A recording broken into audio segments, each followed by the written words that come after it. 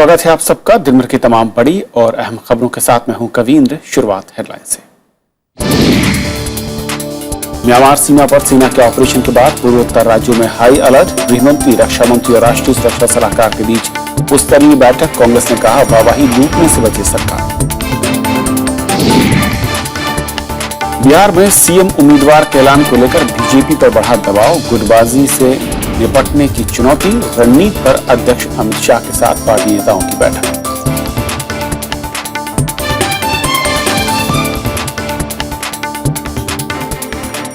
और आइए देखते हैं आज की हमारी पहली खबर।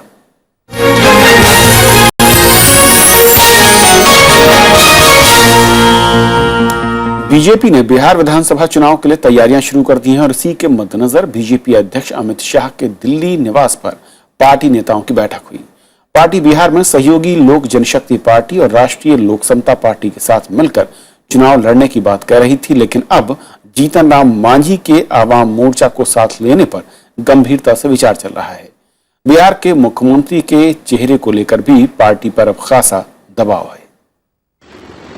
बिहार में चुनाव से पहले ही जेडीयू आरजेडी गठबंधन ने मुख्यमंत्री के लिए नीतीश कुमार के नाम पर सहमति बनाकर बीजेपी के लिए मुकाबला कठिन बना दिया है। बीजेपी के पास यहां सुशील मोदी के अलावा कोई ऐसा चेहरा नहीं है जिसे वो मुख्यमंत्री के तौर पर पेश कर सके। दूसरे किसी नेता को मुख्यमंत्री के तौर पर पेश करने में बीजेपी को गुटबाजी का खतरा सता रहा है। खासतौर पर दिल्ली के चुनावों में किए गए प्रयोग के बाद बीजेपी के लिए ये फैसला बेहद मुश्किल भरा होगा। भारतीय जनता पार्टी जब भी चुनाव का ऐलान होगा उससे पहले कई जगह हम लोग मुख्यमंत्री के पद का ऐलान करते हैं, कई जगह नहीं करते।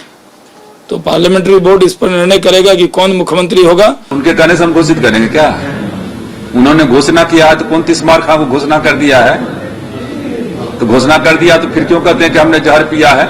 बिहार में लालू प्रसाद यादव और नीतीश कुमार के साथ आने से सामाजिक समीकरण भी बीजेपी के लिए चुनौती भरे होंगे। बीजेपी की कोशिश होगी कि अपने पुराने साथी रामविलास पासवान और उपेंद्र कुशवाहा के अलावा जीतन राम मांझी को भी इस गठबंधन में शामिल कर एक व्यापक सामाजिक गठबंधन बनाया जाए, लेकिन पार्टी के लिए सीट बंटवारा एक बड़ा मसला हो सकता है। उन लोगों ने कर लिया है, हम लोग भी कर लेंगे। समय कोई अभी बीता नहीं है, अब शुरुआत हो रही है, तो हम लोग भी कर लेंगे। हम लोगों के लिए उनका गठबंधन कोई चिंता का विषय नहीं। इसी साल के आखिर में होने वाले बिहार विधानसभा चुनाव में मुकाबला बेशक अब आमने सामने का होगा। एक तरफ जेडीयू और आरजेडी के साथ कांग्रेस नजर आ रही है, तो दूसरी तरफ बीजेपी और उसके सहयोगी। बीजेपी का दावा है कि वो विकास के मुद्दे पर चुनाव लड़ेगी, लेकिन पार्टी बिहार के जातीय समीकरणों को अनदेखा नहीं कर सकती। बीजेपी भले ही एनडीए गठबंधन की सबसे बड़ी पार्टी है, लेकिन सहयोगियों की ओर से ज्यादा सीटों की मांग के दबाव से उसे उबरना होगा। इस मामले में जीतन राम मांझी को साधना भी पार्टी के लिए मुश्किल साबित हो सकता है। प्रणब गोस्वामी के साथ श्याम सुंदर, राज्यसभा टीवी। और इस मसले पर और बातचीत करेंगे। हमारे साथ संजय सिंह हैं, पॉलिटिकल एडिटर हैं फर्स्ट पोस्ट। संजय, स्वागत है आपका। बीजेपी के लिहाज से अगर मैं कहूं तो सबसे बड़ी चुनौती आपको क्या दिखता है, चेहरे को लेकर या फिर जो तमाम दल हैं उनके बीच में एक सामंजस्य और सीटों का बंटवारा? देखिए, बीजेपी के लिहाज से अगर सबसे बड़ी उनकी चुनौती होगी तो वो है अपने हाउस को ऑर्डर में रखना। क्योंकि बीजेपी में एक तौर पे तो आप कहिए नीतीश कुमार या रामविलास पासवान या लालू प्रसाद यादव के कद का कोई, अगर उस तरह से कहेंगे, उस प्रोफाइल का लीडर नहीं है। सुशील मोदी वहां सबसे प्रभावी नेता हैं और स्वाभाविक तौर पे चीफ मिनिस्ट्रियल पोस्ट के वो उम्मीदवार हैं। लगता नहीं कि पार्टी अनाउंस करेगी किसी का नाम, लेकिन वहां अंदर जो है थोड़ी गुटबाजी है बिहार में, और वो गुटबाजी काफी गहरी है। तो पहली चुनौती होगी उसको कंटेन करना, कि अगर या तो आप किसी को अनाउंस करके जाते हैं या बगैर किसी को अनाउंस किए हुए जाते हैं। ज्यादा संभावना है कि अनाउंस नहीं होगा। उसमें जो पैटर्न इन्होंने महाराष्ट्र में रखा, हरियाणा में रखा, झारखंड में रखा, अभी की जो बैठक जो आप बता रहे थे, ये है कि एक जो अलाइज हैं उनको कम से कम आप कॉन्फिडेंस में लेते हैं, संवाद की स्थिति में रखते हैं, क्या हो रहा है। पासवान की तरफ से, रामविलास पासवान की तरफ से ये जिद नहीं है कि आप कोई सीएम कैंडिडेट डिक्लेयर कीजिए। उपेंद्र कुशवाहा की तरफ से जरूर है, क्योंकि उन्हें थोड़ी जल्दी है और उनका मेरे ख्याल में उनकी महत्वाकांक्षा भी कुछ ज्यादा है। तो एक दूसरी चुनौती बीजेपी के सामने ये होगी कि जब टिकट डिस्ट्रीब्यूशन होगा तो देखिए बीजेपी का पहले का जो टोन एंड टेनर था 2014 के पहले की बीजेपी और अब की बीजेपी दोनों में फर्क है। पहले बीजेपी अलायंस को अकोमोडेट करने में 2 कदम आगे गई, जैसा नीतीश कुमार के साथ किया, जैसा सेना के साथ हुआ, जिससे उनका प्रभाव ज्यादा था।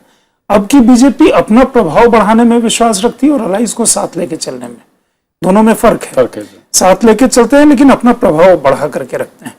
इसमें वो भी आएंगे, जीतन राम मांझी के भी आने की संभावना है, भी उनसे बात हो रही है, लेकिन पक्का नहीं है कि किस तरह से वो होगा। इसमें अगर जितनी बाकी लोगों की आकांक्षाएं हैं तो फिर तो बीजेपी की सीटें कम होंगी, वो एक चुनौती, दूसरी चुनौती होगी बीजेपी के लिए, जिस समय सीटों का बंटवारा होगा। और जिस तरीके से बीजेपी की राज्यों में रणनीति रही है संजय, क्योंकि बहुत अहम रहा है कि जैसा कि आपने कहा कि बिना किसी बड़े चेहरे को प्रेजेंट किए हुए ओवरऑल चुनाव लड़ने की, ताकि गुटबाजी कम हो। लेकिन बिहार का चुनाव बाकी राज्यों से बहुत अलग है और यहाँ पर लड़ाई आमने सामने की होने जा रही है, गठबंधन बनने के बाद, लालू मुलायम और नीतीश के साथ आने के बाद। और बाकी राज्यों में जो गणित रहा है, बीजेपी ट्रायंगुलर मुकाबलों में जीत की तरफ बढ़ी जरूर है, जहां पर आमने सामने की लड़ाई रही है, मुश्किलें सबसे ज्यादा वहां पर हैं। नहीं, लेकिन कुछ प्रदेशों में देखिए, जहां यहाँ की लड़ाई जो है थोड़ी अलग तरह की है। कुछ जगह जहां बीजेपी आमने सामने है, जैसे आपका छत्तीसगढ़ है या राजस्थान है या मध्य प्रदेश है, इन जगहों में बीजेपी ने अच्छा किया है विज़ावी कांग्रेस। इस तरह के दल जहां पे हैं, जहां 3 वो दल साथ मिलकर के आ रहे हैं, और ये मत बिहार में एक और भी मतलब स्थिति बाकी राज्यों से अलग है, वो ये है कि बिहार में बीजेपी अपने दम पे कभी सरकार में नहीं रही। पहले इनका वर्चस्व जहां था वो झारखंड इलाके में था, वो अलग हो गया, और उसके बाद बीजेपी का ग्रोथ हुआ, जनता दल यू का भी ग्रोथ हुआ, बीजेपी का भी ग्रोथ हुआ। ये पहली बार होगा जब बीजेपी अपने दम पे सरकार बनाने के लिए लड़ेगी या उस सरकार को लीड करने के लिए लड़ेगी। तो ये भी एक चीज है जहां की बीजेपी को अपने रैंक एंड फाइल, अपना जो समर्थक वो है। ये जो गठबंधन हुआ है, सामने का गठबंधन, इससे 2 परिस्थितियां पैदा हुई हैं। एक कि जो सामान्य अंकगणित के हिसाब से आप देखते हैं, तो अंकगणित के हिसाब से, जैसा जनता दल यू के लोग कहते हैं, वो अंकगणित के हिसाब से सीधा सीधा मतलब चुनाव उनके पक्ष में चला जाता है। लेकिन चुनाव को हर समय अंकगणित के तरह से नहीं देखना चाहिए, क्योंकि जो वोटर की केमिस्ट्री होती है उस पार्टी या लीडर के साथ, वो अलग होती है। वो अगर आप अंकगणित से लेंगे तो सारे चुनाव मतलब एक चुनाव होने की जरूरत ही नहीं होती। फिर इसमें एक इंटरेस्टिंग पहलू ये है कि अगर कुछ जातियां, अगर जैसे मान लीजिए कि लालू प्रसाद यादव जिस कम्युनिटी से आते हैं, उनको अगर पिछले 2 दिन से देखिए तो काफी ज्यादा मतलब आउट ऑफ वे जाकर के नीतीश कुमार का वो महिमा मंडन कर रहे हैं। एक कारण ये भी है कि उनका जो सपोर्ट बेस है, उनके लोगों को लगता है कि लालू प्रसाद यादव में वो फाइटिंग तेवर नहीं रह गए और उन्होंने सरेंडर कर दिया। उनकी community ruling community, class community रही पिछले 15 साल से, तो उसकी क्या सोच होती है वो भी देखने की चीज होगी। एक ये भी है कि जो नया वर्ग, जो एस्पिरेशनल क्लास है बिहार में, वो वर्ग किस तरफ वो रुझान रखता है, किसको वो वोट देना चाहता है।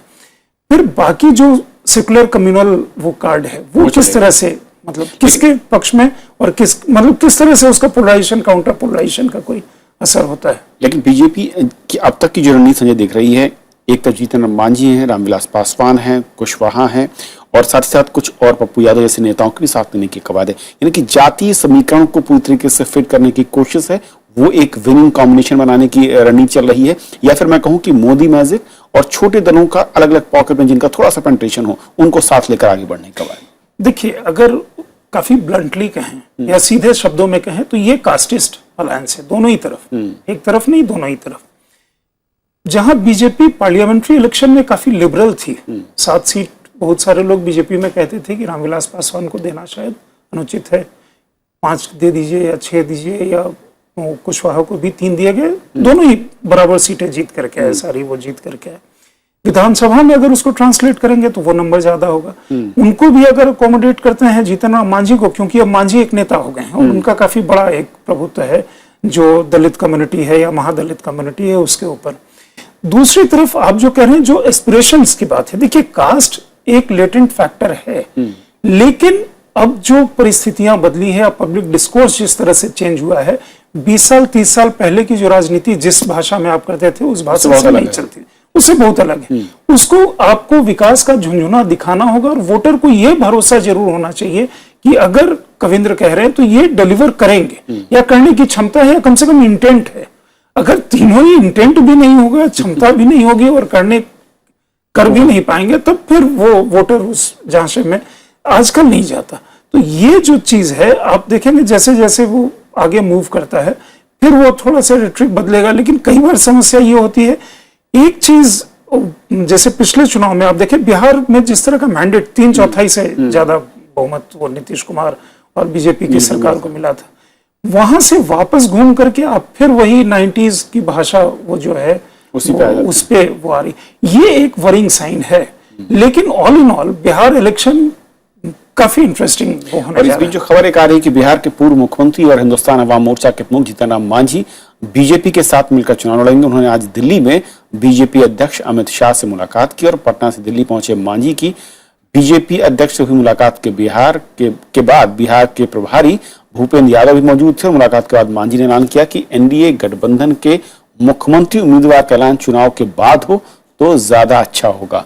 इनके संकेत जो मिल रहे हैं वो कुल मिलाकर कमोबेश वही हैं, एक मोर्चा तैयार हो रहा है और किसकी कितनी महत्वाकांक्षा और कितनी कम है ये भी तय करेगा कि मुश्किलें बीजेपी के लिए कितनी बढ़ाती। एक आखिरी सवाल, जिस तरीके से संजय पूरी राजनीति हो रही है, अमित शाह का मैजिक मैं कहूं जिसे बीजेपी कहती रही है और मोदी मैजिक, क्या माना जाए कि बिहार में इस बार जो है वो सबसे कठिन मैं कहूं कि टेस्ट ग्राउंड है इस वक्त, क्योंकि सरकार को 1 साल भी हो चुका है और कमोबेश जो तमाम वादे थे जो सपने थे उनका भी एक रियल टेस्ट यहां पर हो सकता है। देखिए इसमें कोई संदेह नहीं कि हर चुनाव वो कठिन है और बिहार और भी ज्यादा, क्योंकि दिल्ली हार चुके हैं 2015 में बीजेपी, तो इसलिए और भी उसकी महत्ता बढ़ जाती है।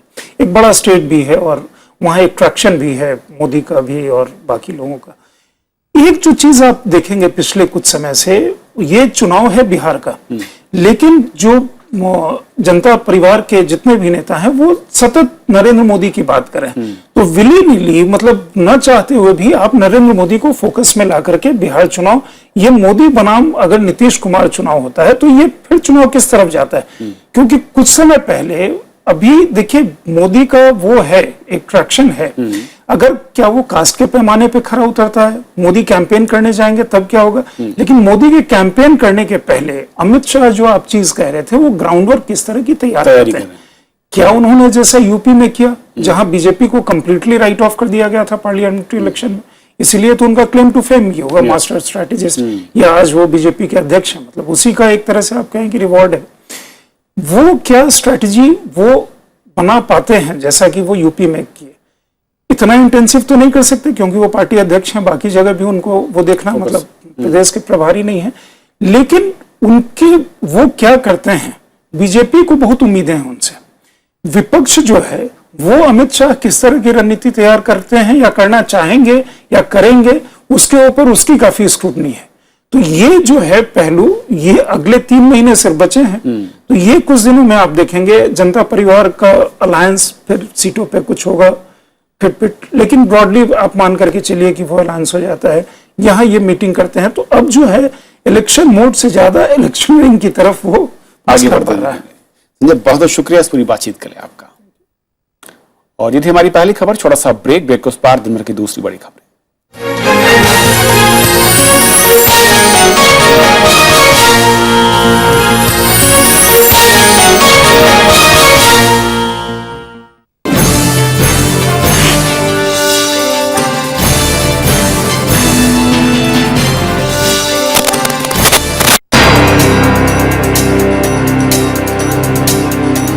गन्ना किसानों को बड़ी राहत का ऐलान।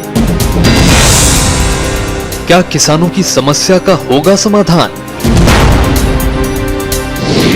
देखिए देश देशांतर, गन्ना किसान समस्या और समाधान, आज रात 8:30 बजे।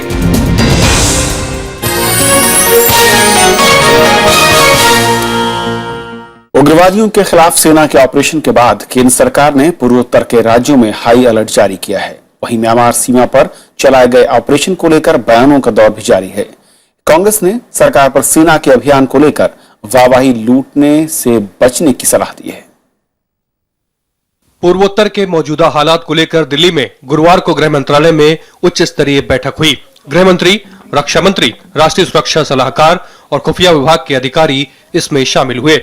सरकार ने म्यांमार ऑपरेशन के बाद उग्रवादी गुटों के सेना पर हमले की आशंका को देखते हुए पूर्वोत्तर राज्यों में हाई अलर्ट जारी किया है। उधर पीएमओ में राज्य मंत्री जितेंद्र सिंह ने इम्फाल में मणिपुर के मुख्यमंत्री और अधिकारियों के साथ बैठक की। Government of India and all the concerned departments and agencies are capable enough to deal with any kind of scenario and any change that takes place suddenly or over a period of time. रक्षा मंत्री मनोहर पर्रिकर ने पाकिस्तान के गृह मंत्री के बयान पर भी चुटकी ली है। उन्होंने कहा कि जो भारत के नए रुख से डरे हैं वही प्रतिक्रिया दे रहे हैं। दरअसल निसार अली खान ने बुधवार को कहा था कि पाकिस्तान को म्यांमार समझने की भूल नहीं की जानी चाहिए। A simple action against insurgents has changed the mindset of the full security scenario in the country. Those who fear India's new posture have started reacting. इधर विपक्षी कांग्रेस और नेशनल कॉन्फ्रेंस ने म्यांमार ऑपरेशन को लेकर मंत्रियों की ओर से जारी बयानों की आलोचना की है। कांग्रेस नेता आनंद शर्मा ने कहा कि पहले भी गोपनीय तरीके से ऐसे ऑपरेशन होते रहे हैं, लेकिन सेना की कार्रवाई को लेकर मंत्रियों का ढिंढोरा पीटना ठीक नहीं है। There's always sensitivity in such missions and national security questions are involved. The details are not to be given out, the location, the identity of the units, which they have done. And the minister's comments and the competition for publicity is unwarranted. सेना के मुताबिक मंगलवार को विशेष दस्ते के joint operation में Myanmar की सीमा के भीतर उग्रवादियों के 2 शिविरों को ध्वस्त करके चंदेल हमले के जिम्मेदार उग्रवादियों को मार गिराया गया था। हालांकि म्यांमार ने दावा किया है कि भारतीय सेना ने मणिपुर म्यांमार बॉर्डर पर अपनी सीमा के भीतर ही ऑपरेशन को अंजाम दिया। विशाल दहिया, राज्यसभा टीवी। पाकिस्तान जम्मू कश्मीर के पुंछ सेक्टर में आज संघर्ष विराम का उसने उल्लंघन किया। रक्षा मंत्रालय के मुताबिक पाक सेना ने सुबह 9 बजे पुंछ के साजियान सेक्टर में नियंत्रण रेखा पर गोलीबारी की है, जिसका भारतीय सेना ने मुंहतोड़ जवाब दिया। करीब 10 मिनट तक सीमा पार से फायरिंग हुई और इस दौरान किसी तरह के जानमाल की कोई खबर नहीं है। दिल्ली विधानसभा का बजट सत्र 23 से 30 जून तक होगा। मुख्यमंत्री अरविंद केजरीवाल की अगुवाई में कैबिनेट की बैठक में यह फैसला लिया गया। इस दौरान वित्तीय वर्ष के बाकी बचे 9 महीने के लिए बजट पेश किया जाएगा। उप मुख्यमंत्री मनीष सिसोदिया ने जानकारी दी है कि बजट का मसौदा तैयार कर उपराज्यपाल के पास भेज दिया गया है, जिससे बजट को केंद्र सरकार की मंजूरी मिल सके। बजट मसौदे में बिजली सब्सिडी जारी रखने का प्रावधान किया गया है। फर्जी डिग्री मामले में गिरफ्तार दिल्ली के पूर्व कानून मंत्री जितेंद्र सिंह तोमर को दिल्ली की अदालत ने आज अंतरिम जमानत देने से इनकार कर दिया। कोर्ट ने कहा कि तोमर को जमानत मिलने से मामला और उलझ सकता है। इस बीच फर्जी डिग्री की जांच के लिए दिल्ली पुलिस ने फैजाबाद में तोमर से लगातार दूसरे दिन भी पूछताछ की। तोमर को आगे की जांच के लिए भागलपुर भी ले जाया जा सकता है। दिल्ली के पूर्व कानून मंत्री जितेंद्र सिंह तोमर की मुश्किलें अभी खत्म नहीं हो रही हैं।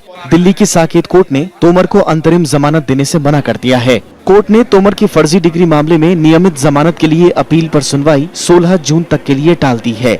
अदालत ने कहा कि तोमर को जमानत से ये मामला और उलझ सकता है। वो इंटरनल बेल अभी नहीं दी है। उन्होंने कहा सारा फाइनली डिस्पोज होगा। 16 जून को डेट लगा दी। पुलिस को इंस्ट्रक्शन दे दी कि भी वो आईओ और केस डायरी के साथ हाजिर रहेंगे। दिल्ली पुलिस तोमर को बुधवार को फैजाबाद लेकर आई थी, जहां अवध विश्वविद्यालय में उनका कोई शैक्षिक रिकॉर्ड नहीं पाया गया। रात में पूर्व कानून मंत्री को फैजाबाद में ही रखा गया और बुधवार को भी उनसे पूछताछ जारी रही। कानून की फर्जी डिग्री के मामले में उन्हें भागलपुर ले जाया जा सकता है। तोमर पर स्नातक के साथ LLB और माइग्रेशन सर्टिफिकेट में कथित रूप से फर्जीवाड़ा करने का आरोप है। पुलिस फर्जी डिग्री के रैकेट के एंगल से भी जांच कर रही है। हमारा एक्सपीरियंस ये है कि अगर कोई बनाता है तो वो सिर्फ एक बार यूज करने के लिए नहीं बनाता, वो इस प्रकार के धंधे में लिप्त होता है और वो कई लोगों को इस प्रकार की डिग्रियां देता है। तो देश में एजुकेशनल स्टैंडर्ड्स को मेंटेन करने के लिए एक हमारा फर्ज होगा कि हम उस रैकेटियर को पकड़ने के बाद में उससे अच्छी तरह से जानकारी प्राप्त करें। आम आदमी पार्टी के एक मंत्री के फर्जी डिग्री मामले में फंसने के बाद पार्टी के कुछ और विधायकों पर भी ऐसे ही आरोप लग रहे हैं। विधायक सुरेंद्र सिंह और विशेष रवि पर डिग्री को लेकर सवाल उठ रहे हैं।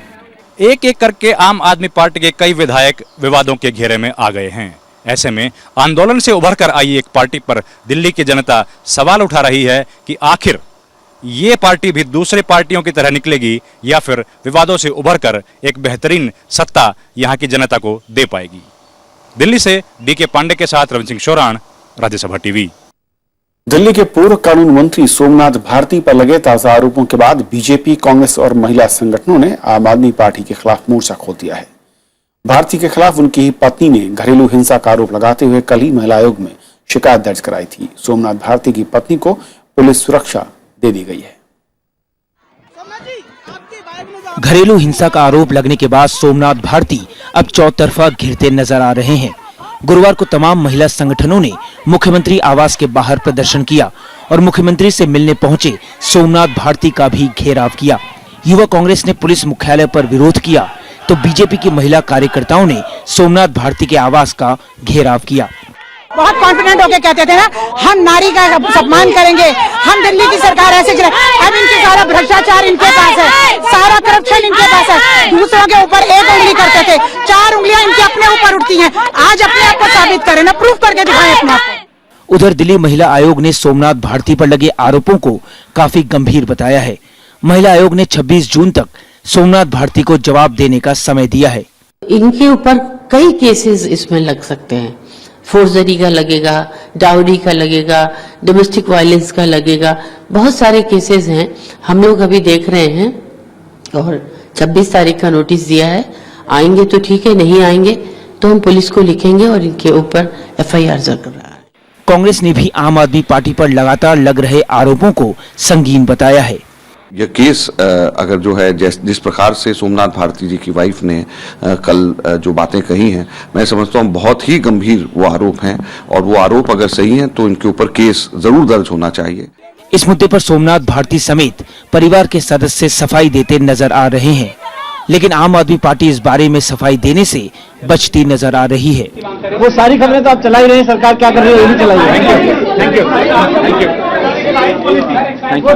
वो आ जाएगा सारा। सोमनाथ भारती की पत्नी लिपिका मित्रा ने घरेलू हिंसा के आरोप लगाए थे और महिला आयोग में शिकायत दर्ज कराई थी। विपिन चौहान, राज्यसभा टीवी। अधिकारियों की तैनाती और तबादलों के मामले में दिल्ली और केंद्र सरकार के बीच अधिकारों की जंग जारी है। दिल्ली के होम सेक्रेटरी धर्मपाल के तबादले को उपराज्यपाल ने रद्द कर दिया है। गृह मंत्रालय ने कहा है कि दिल्ली सरकार के पास धर्मपाल को पद से हटाने का अधिकार नहीं है। उधर दिल्ली के मुख्यमंत्री अरविंद केजरीवाल ने गृह मंत्रालय को चिट्ठी लिखकर सरकार के कामकाज में दखल न देने को कहा है। केंद्र ने दिल्ली सरकार के एक और फैसले को गलत करार दिया है। दिल्ली की आम आदमी पार्टी सरकार ने राज्य के होम सेक्रेटरी धर्मपाल का तबादला किया तो उपराज्यपाल नजीब जंग ने उसे रद्द कर दिया। केंद्रीय गृह मंत्रालय की ओर से जारी नोटिफिकेशन में कहा गया है कि all India joint services cadre rules के अनुसार सिर्फ गृह मंत्रालय ही दिल्ली के होम सेक्रेटरी को पद से हटा सकता है। मुख्यमंत्री अरविंद केजरीवाल ने गृह मंत्रालय और LG को चिट्ठी लिखकर धर्मपाल मामले को दिल्ली सरकार का अधिकार बताया है। जानकारों का मानना है कि कानून की अलग अलग व्याख्या इसकी वजह है। तो ये समझना चाहिए ये तकरीबन यूनियन टेरिटरी है और इसको गिने चुने सब्जेक्ट्स दिए गए हैं, उन्हीं पर उनको गौर करना चाहिए और जो नहीं है उनको क्या लेना देना, उसको रहने दीजिए। लेकिन हाँ, स्मूथ फंक्शनिंग ऑफ एडमिनिस्ट्रेशन के लिए LG और चीफ मिनिस्टर में तालमेल बहुत जरूरी है। केजरीवाल ने गृह मंत्रालय को लिखी चिट्ठी में केंद्र से उसके अधिकार क्षेत्र में अतिक्रमण नहीं करने को कहा है। इन सब के बीच दिल्ली सरकार ने राजेंद्र कुमार को राज्य के होम सेक्रेटरी का अतिरिक्त प्रभार भी दे दिया था, जिससे टकराव और बढ़ गया।